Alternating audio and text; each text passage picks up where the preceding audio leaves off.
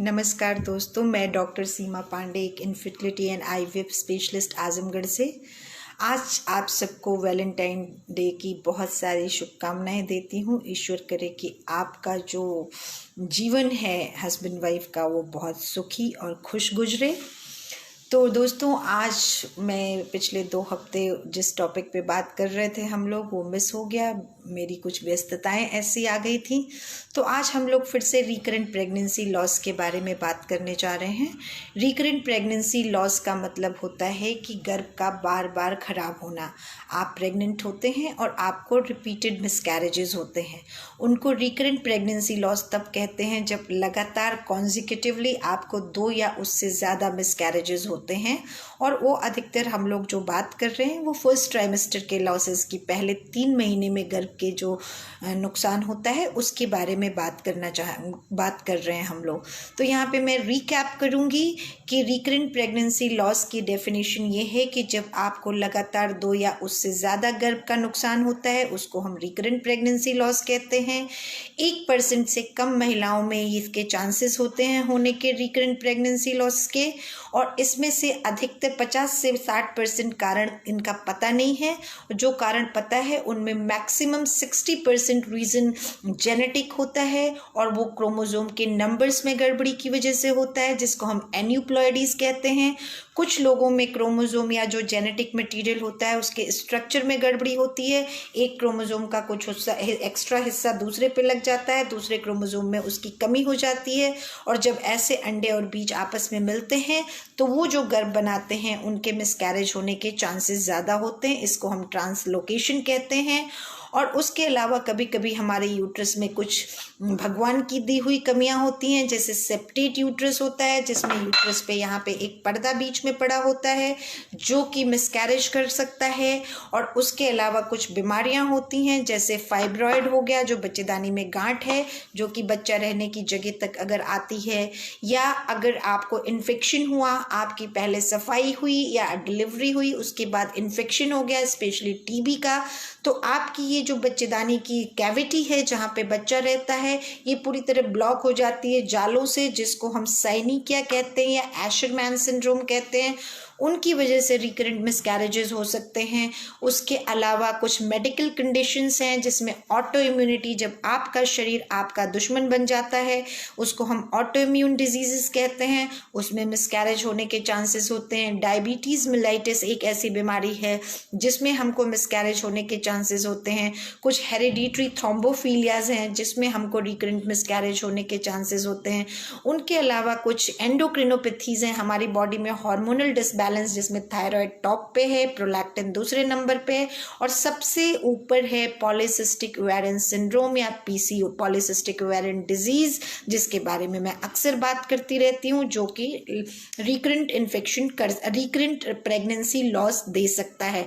उसके अलावा कुछ आपके लाइफस्टाइल फैक्टर्स होते हैं। आप एक्सेसिव स्मोकिंग करते हैं, ड्रग्स लेते हैं, ड्रिंक करते हैं बहुत ज़्यादा, और या आप किसी ऐसी जगह काम करते हैं जहाँ पे हमेशा गर्मी रहती है, बहुत ज़्यादा केमिकल एक्सपोजर होता है। तो ये सारे कारण हैं रिकरेंट मिसकैरेजेस होने का। इन सब कारणों के जानने के बावजूद 50 to 75% में हमको कॉजेज नहीं मिलते हैं जिनको हम इडियोपैथिक रिकरेंट मिसकैरेजेस में भेजते हैं कि उसमें उसको हम डायग्नोज करते हैं। तो आज हम लोग बात करने वाले हैं कि आखिर किसको क्या बीमारी की वजह से ये रिकरेंट मिसकैरेज हो रहा है, उसके लिए हमें क्या टेस्ट करना चाहिए, क्या टेस्ट अवेलेबल है। तो इसलिए इसको मैंने 3 पार्ट में बांट दिया कि एक साथ टॉक बहुत लंबी हो जाती है, फिर उसको सुनने में आपको दिक्कत आती है और बीच में नेटवर्क इश्यूज आने लग जाते हैं। तो जब कभी भी किसी महिला को रिकरेंट मिसकैरेज होता है वो मेरे पास आती है तो सबसे पहले मैं हिस्ट्री लेने की कोशिश करती हूँ, आपसे पुराने रिपोर्ट्स मांगती हूँ कि अगर आपके पास हो। रिकरेंट मिसकैरेज की डेफिनेशन में सबसे इम्पॉर्टेंट चीज़ है कि ये प्रेगनेंसी किसी अल्ट्रासाउंड द्वारा या किसी तरह से डॉक्यूमेंट हुई थी कि नहीं, बच्चा गिरा था वो दिखाई पड़ा था कि नहीं, कितने वीक पे हुआ था, उसमें हार्ट बीट आ गई थी कि नहीं आई थी, ये सारी चीज़ें इम्पॉर्टेंट होती हैं। जैसा कि मैंने आपको पिछली टॉक में बताया था कि वो मिसकैरेजेस जो 8 हफ्ते से पहले होते हैं वो उनकी ओरिजिन अधिकतर जेनेटिक होती है। जेनेटिक में नंबर की एन्यूप्लॉइडीज हो सकती है, एक्स्ट्रा नंबर ऑफ क्रोमोसोम्स चले जाते हैं अगर, या स्ट्रक्चरल डिफेक्ट हो जाए कि एक क्रोमोसोम बड़ा हो जाए दूसरा छोटा हो जाए। उसके ये सबसे कॉमन रीज़न होता है फर्स्ट 6 to 8 वीक्स की जो मिसकैरेजेस होते हैं अनटिल प्रूवन अदरवाइज। इसका मतलब है कि अगर जब तक कोई और बड़ा ऑब्वियस कॉज नहीं दिख रहा है तो मोस्ट ऑफ द टाइम ये होता है। 8 हफ्ते के ऊपर, स्पेशली 10 हफ्ते के ऊपर जो मिसकैरेजेस होते हैं उसमें एंटी फॉस्फोलिपिड एंटीबॉडी सिंड्रोम सबसे इंपॉर्टेंट होता है, सेप्टेट यूट्रस इंपॉर्टेंट होता है, थ्रोम्बोफिलियाज इंपॉर्टेंट होती हैं। उसके अलावा ये जो डायबिटीज़ है ये किसी भी स्टेज पे कर सकता है मिसकैरेज, थायराइड किसी भी स्टेज पे मिसकैरेज कर सकता है। इन सबसे भी ज़्यादा इम्पॉर्टेंट औरत की एज होती है, उसकी प्रजनन क्षमता होती है। ये देखा गया है कि जिन महिलाओं की प्रजनन क्षमता कम होती है उनको मिसकैरेज होने के चांसेस ज़्यादा होते हैं। वो स्पोरेडिक भी हो सकते हैं और रिकरेंट भी हो सकते हैं। स्पोरेडिक का मतलब कि एक बच्चा हुआ, दूसरा मिसकैरेज हो गया, फिर तीसरा हुआ, चौथा मिसकैरेज हो गया, और रिकरेंट जब लगातार होते हैं। तो जब कभी भी हम आपके टेस्ट करने की कोशिश करते हैं तो हमारा ये कोशिश होती है कि उस वक्त आप प्रेग्नेंट ना हो। जब आप प्रेग्नेंट नहीं होते हैं तो हम आपकी प्रॉपर हिस्ट्री ले पाते हैं, उस हिस्ट्री से बहुत सारे कॉजेज़ को हम रूल आउट कर पाते हैं, और उसके अलावा फिर जो टेस्ट हैं उसको हम डिसाइड कर पाते हैं कि बहुत सारे ऐसे टेस्ट हैं जो हम प्रेग्नेंट होने के बाद नहीं कर सकते हैं, बहुत सारा ट्रीटमेंट है जो हमको पहले से देना होता है आपको आगे चल करके चीज़ों को ठीक करने के लिए, आपकी नेक्स्ट प्रेगनेंसी अच्छे से हो इसके लिए। तो हिस्ट्री के बाद हम आपका एग्जामिनेशन करते हैं। अगर आप ओवरवेट हैं, अंडरवेट हैं तो ये भी कारण मिसकैरेज का हो सकता है। अगर आप हाइपरटेंसिव हैं उसकी वजह से भी आपको दिक्कत हो सकती है। तो ये सारी चीज़ें हम एग्जामिनेशन में देखते हैं। फिर आपका पेल्विक एग्जामिनेशन करते हैं, आपकी वेजाइना के थ्रू फिंगर डाल करके आपका यूट्रस, सर्विक्स, ट्यूब्स को छूने की कोशिश करते हैं। उसमें किसी तरह का डिस्चार्ज तो नहीं है, इन्फेक्शन तो नहीं है, क्योंकि बैक्टीरियल वेजिनोसिस, क्लेमाइडिया, कुछ इस तरह के इन्फेक्शन हैं कि जिनकी वजह से मिसकैरेज हो सकता है, या यूट्रस के अंदर इन्फेक्शन होके साइनिकिया या एडिजन्स बन सकते हैं जो बच्चे को रखने के लिए जगह देने में दिक्कत कर सकता है। तो हम लोग सबसे पहले आपका एक ब्लड टेस्ट करते हैं, ब्लड में इन्फेक्शन जानने की कोशिश करते हैं। आपका शुगर टेस्ट बहुत इम्पॉर्टेंट है। इंडिया को डायबिटीज़ का कैपिटल कहा जा रहा है। हमारा जो खाने का तरीका है जिसमें दाल, चावल, रोटी, सब्जी लगभग हम सुबह, दोपहर, शाम खाते हैं, हमारे खाने में कार्बोहाइड्रेट की मात्रा बहुत ज़्यादा है, और हमारी सेंट्रल ओबेसिटी जो हमारा पेट है वो अक्सर सबका निकला रहता है। तो ये दोनों रीज़न हैं जिसकी वजह से इंडिया में डायबिटीज़ बहुत कॉमन है, और डायबिटीज़ रिकरेंट प्रेगनेंसी लॉस से लेकर के सडन फीटस की इंट्रायूट्राइन डिमाइज करने के अलावा प्रीटर्म लेबर बहुत सारी चीज़ें कर देता है। तो शुगर का टेस्ट, जब किसी को एक भी मिसकैरेज होता है तो सबसे पहला जो टेस्ट मैं लिखती हूँ वो ग्लूकोज टॉलरेंस टेस्ट और HbA1c होता है। ग्लूकोज टॉलरेंस टेस्ट कराने के लिए आपको हम ग्लूकोज का एक पैकेट देते हैं 75 ग्राम का, जिसको पी के हम एक आपका फास्टिंग ब्लड शुगर ले लेते हैं। आपको पिछले 8 से 10 घंटे फास्टिंग रहना होता है।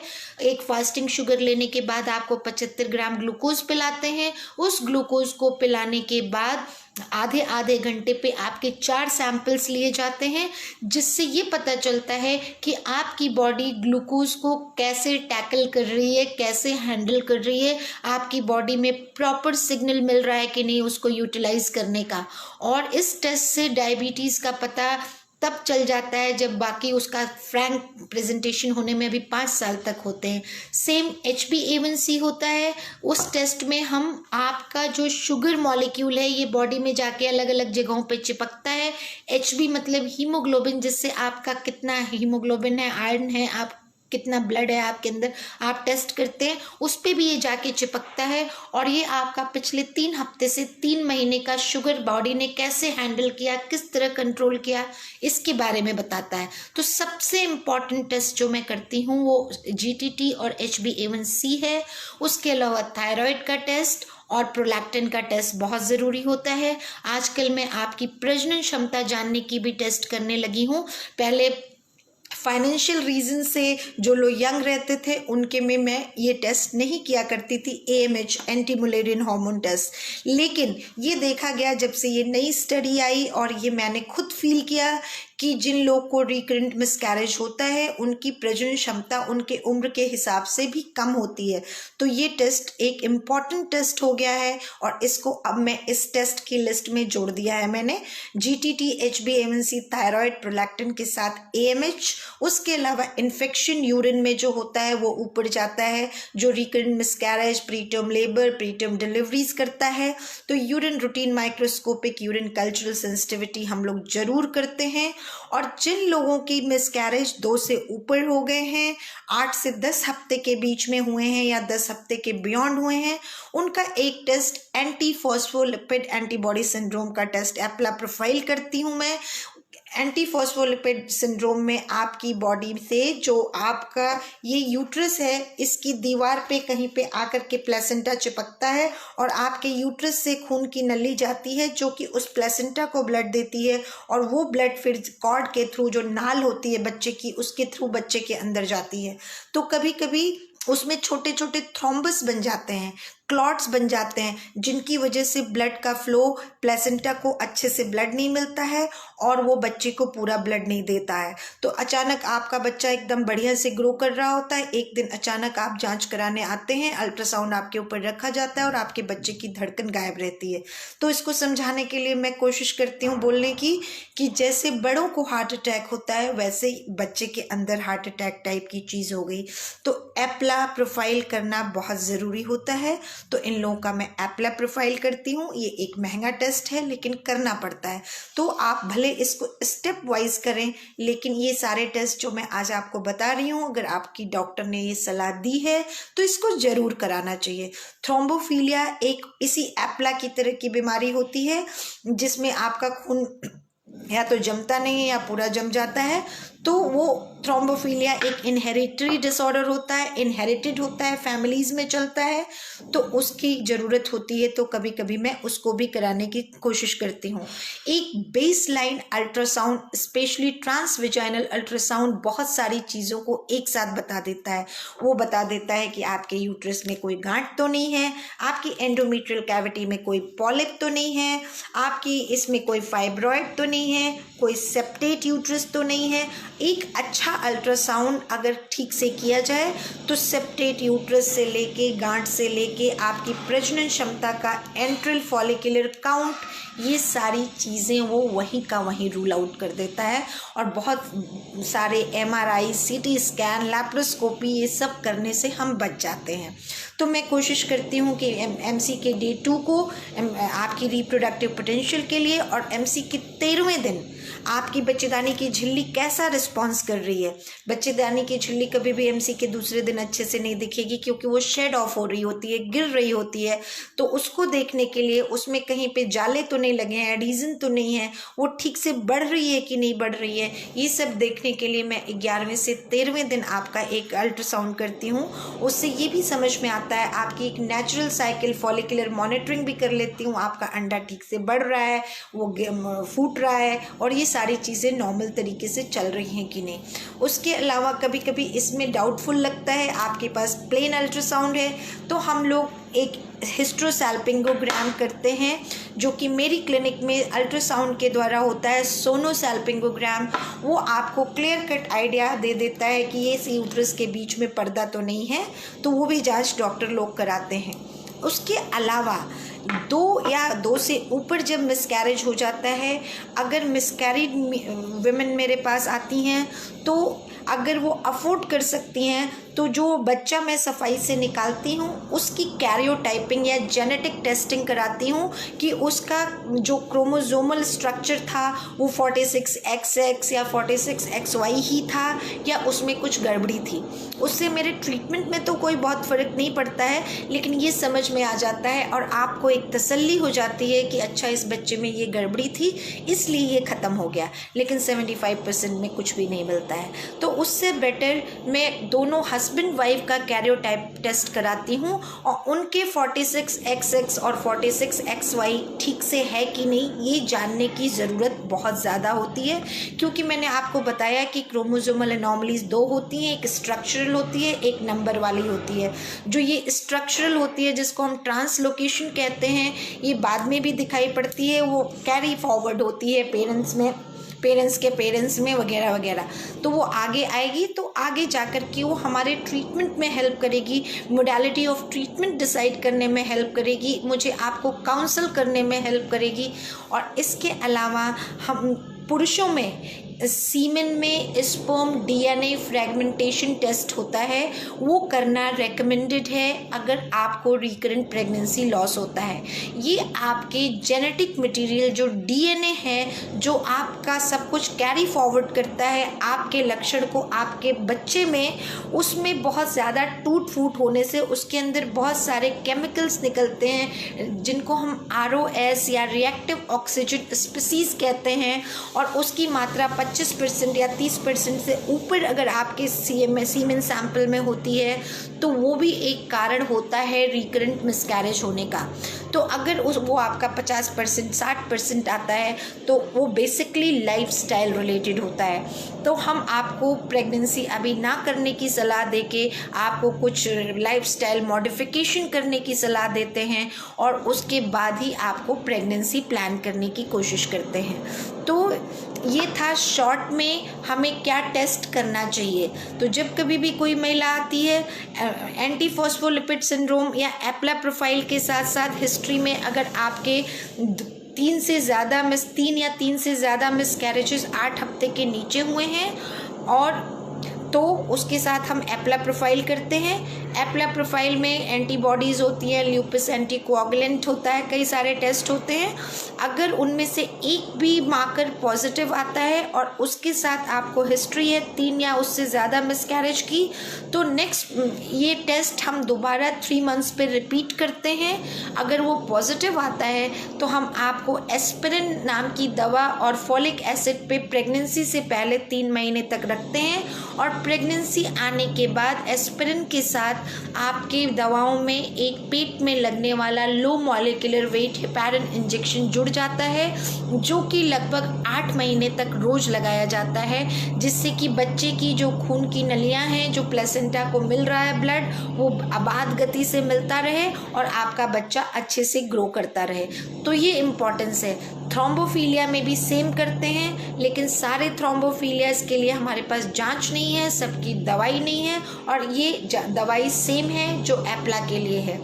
अगर आपकी यूट्रस में पर्दा रहता है तो आपको प्रेगनेंसी होने के पहले हम सलाह देते हैं कि उसको हिस्ट्रोस्कोपी द्वारा हम निकाल दें। उसके 2-3 महीने बाद ही आप प्रेगनेंसी करें तो आपको ज़्यादा अच्छा उसका रिजल्ट मिलेगा।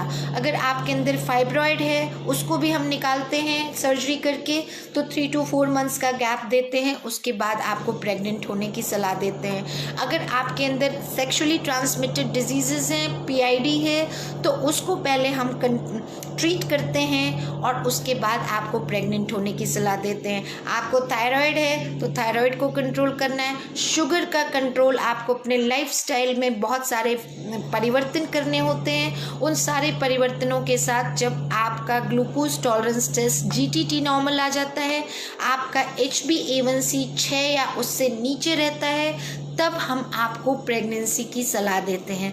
तो इसलिए ये सारी जांचें बहुत इम्पॉर्टेंट है। इसी तरह एंटी मुलेरियन हार्मोन है, अगर उसकी मात्रा कम आती है तो इसका मतलब आपका रिप्रोडक्टिव पोटेंशियल कम है और आपको जितना जल्दी हो बच्चा कर लेना चाहिए, चाहे वो जिस विधि से हो। अगर आपके कैरियोटाइप में आपको ट्रांसलोकेशन निकला तो आपको हम आपकी उम्र, आपकी पहुंच के आधार पे ये एक टेस्ट ट्यूब बेबी के साथ PGD टेस्ट करने की सलाह दे सकते हैं, और उसमें जिन एम्ब्रियोज में उस चीज़ का असर नहीं है उन एम्ब्रियोज को हम आपके अंदर ट्रांसफ़र कर सकते हैं, जिससे आपको बार बार उस दुख से ना गुजरना पड़े, रिकरेंट प्रेगनेंसी लॉस ना सहना पड़े। और उसके अलावा खान पान, रहन सहन, इसको ठीक करना आपके हाथ में है। पॉजिटिव एटीट्यूड बहुत ज़रूरी है रिकरेंट प्रेगनेंसी लॉस होने के बावजूद भी आपको ये 3 प्रेगनेंसी लॉस के बाद मैंने आपको बताया था कि चांसेस रिपीटेड प्रेगनेंसी लॉस के लगभग 35% हो जाते हैं, लेकिन याद रखिए कि 65% लोग फिर भी प्रेग्नेंट होते हैं और उनका बच्चा टर्म तक जाता है और उनको एक हंसता खेलता बेबी मिलता है। तो अपना होप मत खोइए, पॉजिटिव एटीट्यूड मत खोइए, सही दिशा में प्रयत्न कीजिए। और मुझे उम्मीद है कि अगर आप रिकरेंट प्रेगनेंसी लॉस से जूझ रहे हैं तो इन सारी बातों को ध्यान में रख के, ईश्वर में विश्वास रख करके अगर आप अपना ट्रीटमेंट लेंगे तो ईश्वर आपको ज़रूर सफलता देगा। मुझे उम्मीद है मैंने आज आपको जो भी बताया ये बातें आपको समझ में आई होंगी, आपके कुछ काम की होंगी। और अगर आपको ये समझ में आई हो, आपके काम की हो, तो इस वीडियो को अपने फ्रेंड्स, रिलेटिव्स और बाकी लोगों के साथ शेयर करना मत भूलिएगा, क्योंकि मेरा मकसद यही है कि जितनी आपकी जानकारी बढ़ेगी, जितने आप जानकार हो पाएंगे अपनी प्रॉब्लम्स के लिए, उसको उतने अच्छे से टैकल कर पाएंगे। Mentally, emotionally, physically, even financially आप सही जगह जाएंगे, सही सलाह लेंगे। तो आज के लिए इतना ही। अच्छे से संडे एंजॉय कीजिए, वैलेंटाइन डे मनाइए, अपनी वाइफ को रोजेस देना मत भूलिए। बाय बाय, शबा खैर, love you all, take care.